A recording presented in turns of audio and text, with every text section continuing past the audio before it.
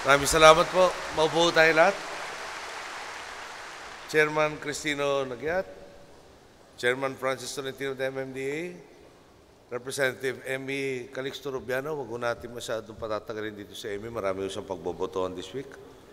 Mayor Tony Calixto, Mayor Fred Lim, Mayor Jun Bernabe, beneficiaries of the Bayanihan Pamaskong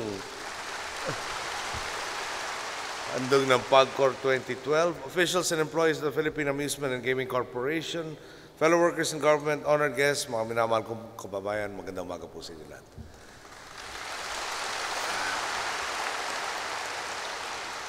Pinatitingkad po ang pagdiriwang natin ng Pasko ng pagbubuklod ng pamilya at pagmamalasakit sa isa't isa.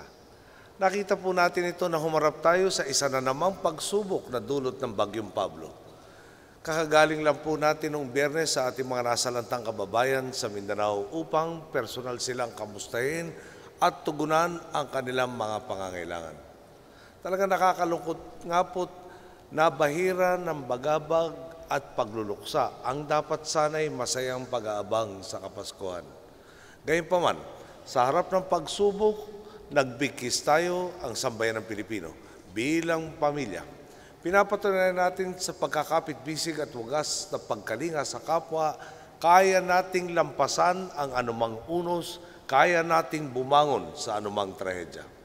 Ganitong diwa ng pagbabayan din po ang isinasabuhay natin sa ating pagtitipon para sa taunang pamaskong handog ng Philippine Amusement and Gaming Corporation.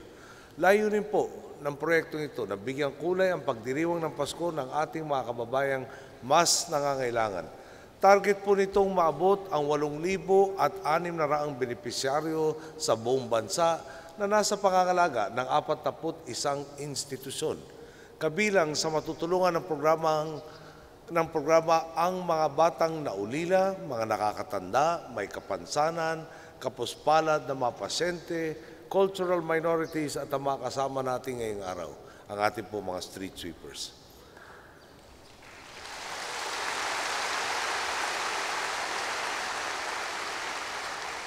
Talagang magandang pagkakataon po ito upang ipaabot sa inyo ang taus-puso kong pasasalamat.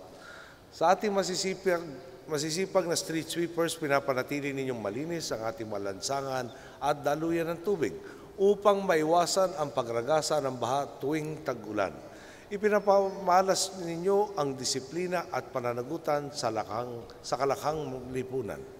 Malinaw po, ang inyong pagpupunyagi ay pundasyon ng ating reforma. Kabalikat kayo sa pag-aangat na mabubuting katangian ng lahing Pilipino. Salamat po. Tunay nga po kayo ang gumagawa ng pagbabago.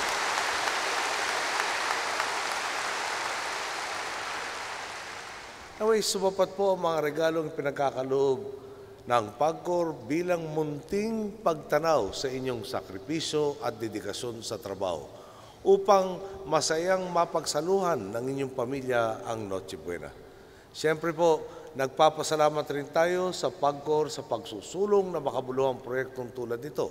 Sa mahusay na pamamahala ng nagmistulang Santa Claus na si Bong Nagyat. Para na rin tayong naka-jackpot. Pero biruin nga po ninyo, no? Ang tanggapan na dating pinuputakti ng katiwalian, ngayon isang konkretong patunay na ang kaban ng bayan ay tanging laan sa taong bayan.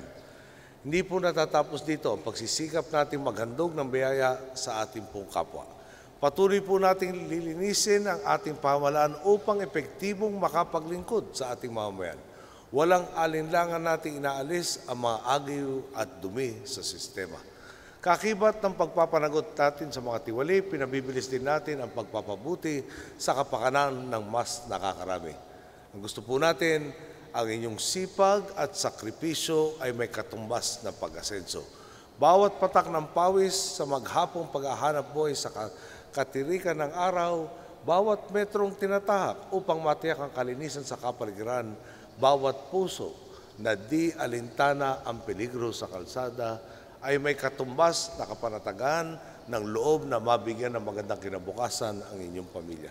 Tandaan po natin, anuman ang ating katayuan sa buhay, ang mga munti nating sakripisyo sa trabaho, ang mga individual nating pagkakawang gawa, at tuwinang pagpanig sa tama ang pumapanday sa ating mga tagumpay.